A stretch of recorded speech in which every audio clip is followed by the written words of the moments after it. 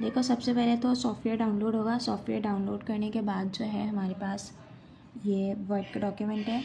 इसके अंदर सबसे पहले हमारे पास लिखा हुआ है कि हमने जो है ये वेरिएबल को डिफ़ाइन करना है, ठीक है।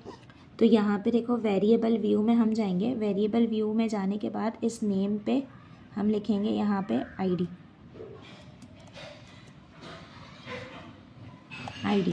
तो ये सब चीज़ें जो है ना ये खुद ही लिखी हुई आ जाएंगी। अब इसके अंदर क्या बोला हुआ है कि हमारे पास जो है वो लेबल में कस्टमर आईडी लिखनी है और बाकी मेजर को नॉमिनल कर देना है, सही है। तो लेबल में क्या होगा, लेबल के अंदर आएगी हमारे पास कस्टमर आईडी, ठीक है। और उसके बाद यहाँ पे हमारे पास क्या हो जाएगा, नॉमिनल, ठीक है। इसी तरह जो है ये सब चीज़ें जितनी भी यहाँ पे पांचों चीज़ें लिखी हुई हैं, ये जो लैब टास्क में सारी चीज़ें लिखी हुई हैं ये सारी इसी तरह जो है वो ऐड हो जाएंगी। एज भी, और हर जगह बस लेबल चेंज होगा। और उसके अलावा जेंडर है ना, जेंडर में क्या करोगे, एक मिनट जेंडर वाला करके दिखाती हूँ। जेंडर,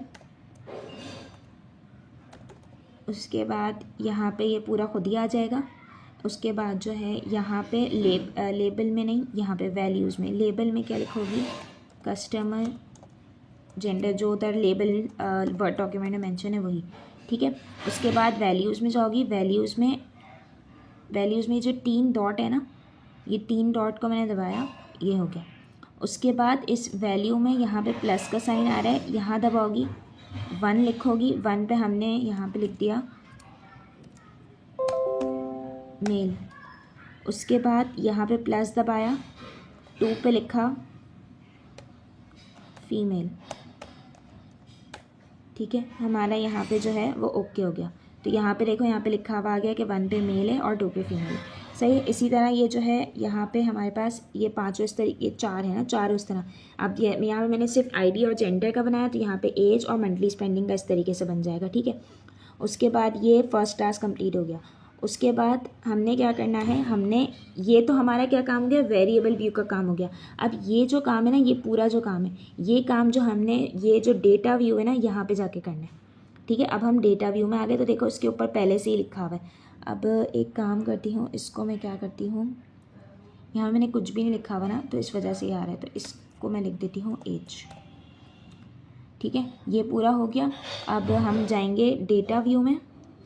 डेटा व्यू में जाने के बाद क्या करेंगे, डेटा व्यू में जाने के बाद हमारे पास ये वर्ड डॉक्यूमेंट में ये दिया हुआ है, तो इसमें हम सब क्या करेंगे, आईडी में 1 2 3 4, आईडी में हम करेंगे 1 2 3 और 4। फिर उसके बाद हम एज डाल देंगे, अभी जो भी 22 23 24 25, सही है। उसके बाद हमारे पास जेंडर होगा, तो जेंडर हमने मिस ने जो लिखा हुआ है, कहीं पे 1 लिखा हुआ है, कहीं पे 2 लिखा हुआ है, कहीं पे 2 3 और 1 2 में हमने 1 2 ही लिखा था ना, पहले वाला जो हमने वेरिएबल था उसमें हमने क्या लिखा था, मेल और फीमेल में 1 2 था ना, इसलिए 1 2 ही यहाँ पे एप्लीकेबल होगा, ठीक है। ये हो गया। फिर उसके बाद हमने क्या करना है, अब ये जब एंटर करोगे ना, तो ये ऐसे होगा, क्या कहते हैं, ऐसे एंटर होगा, 1 2 1 2 1 2, सही है। उसके बाद जो है यहाँ पे क्या लिखा हुआ है, ये इस तरह पूरा एंटर हो जाएगा। एंटर होने के बाद यहाँ पे लिखा हुआ है assign value labels for the gender variable, सही है। अब असाइन वैल्यू लेबल का क्या मतलब है, यहाँ पे जेंडर पे जाओगी, ठीक है, यहाँ पे ये चली जाओगी, तो ये वैल्यू लेबल्स आ जाएगा, ठीक है। तो बस ये इसको ऐसे करके दिखाना है। उसके बाद हमारे पास जो दूसरा टास्क क्या लिखा है, display the frequency of gender, सही है। हमने क्या किया, हम एनालाइज पे गए, एनालाइज पे जाने के बाद यहाँ पे हम डिस्क्रिप्टिव स्टैटिक्स पे गए, यहाँ पे डिस्क्रिप्टिव स्टैटिक्स पे जाने के बाद फ्रीक्वेंसी पे गए। फ्रीक्वेंसी पे हमें क्या बोला हुआ है कि हमें किसका बताना है, जेंडर का बताना है, फ्रीक्वेंसी ऑफ जेंडर। तो हमने यहाँ पे जेंडर सेलेक्ट किया, ठीक है। और यहाँ पे हमने क्या कर दिया, ओके। अब है ना आउटपुट का, ये आउटपुट है, ये सारा खुद ही बना हुआ आ जाएगा, ठीक है। ये सारा हमारा आउटपुट की अलग फाइल बनेगी। उसके बाद हमारे पास दूसरा टास्क क्या था, क्या कहते हैं, किधर क्या ये, इसके बाद हमारे पास दूसरा टास्क है। दूसरे टास्क में क्या करना है, generate a bar chart for gender, सही। ये हमारे पास ये हुआ, इधर गए, फिर वापस एनालाइज पे गए, एनालाइज पे जाने के बाद डिस्क्रिप्टिव स्टैटिक्स, फिर फ्रीक्वेंसी, फ्रीक्वेंसी पे जाने के बाद हमें जेंडर कहीं निकालना है तो चार्ट्स, चार्ट में जाने के बाद यहाँ बार चार्ट और फिर कंटिन्यू और फिर यहाँ से ओके। तो यहाँ पे अभी बार चार्ट खुद ही बना हुआ आ जाएगा। तो ये देखो बार चार्ट बना हुआ आ गया पूरा। फिर उसके बाद हमारे पास तीसरा क्या काम है, इसके बाद हमारे पास क्या काम है, अब हमने क्या करना है, मीन, मीडियन, मोड और स्टैंडर्ड डेविएशन किसका निकालना है, एज का। सही है। उसके बाद हम गए वापस क्या कहते हैं इस पे, अपने इनपुट पे गए। इनपुट पे जाने के बाद जो है हमारे पास क्या है, एज। एज के पास गए, एज के पास जाने के बाद हम वापस यहाँ गए एनालाइज पे, एनालाइज के बाद डिस्क्रिप्टिव स्टैटिक्स, फिर वापस फ्रीक्वेंसी। अब हमें क्या करना है, अब हमें जेंडर नहीं, अब हमें एज चाहिए। तो उसको उठा के इधर ले आओ, इसको उठा के उधर ले जाओ।